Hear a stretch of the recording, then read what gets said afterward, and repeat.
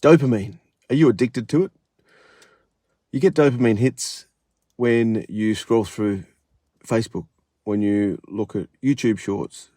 That's how they get you. That's the whole gimmick of this whole social media game, is that they grab your attention. That's why TikTok's so big, because every time you find a new video and it's exciting, you get that little hit of dopamine. And last video I talked about procrastination and how that was a big realization for me, that that's what I was doing while I was scrolling through social media.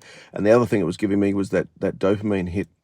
So my simple solution to the dopamine was to actually write a to-do list every day, particularly on the weekends where you sort of meander along and you don't have work commitments usually. Some of us do.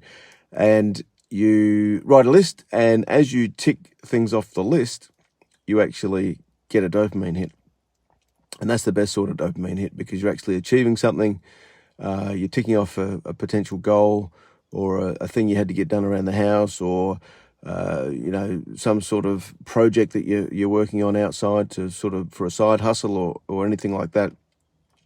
So it's very important to write things down, to tick them off. And there was a story in a book I read about, how this process is just so important that even if he went and dropped his dry cleaning off, I think it was in the example, and it wasn't on his list, he'd put it on his list and he'd tick it off.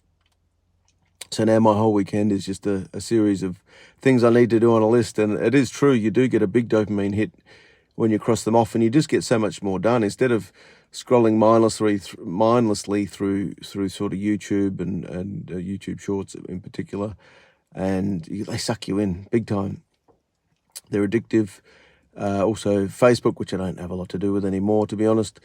That was just a big time killer for me. And I was sick of my feed being full of people saying happy birthday and I love you to their darling children or darling husbands that weren't even on Facebook.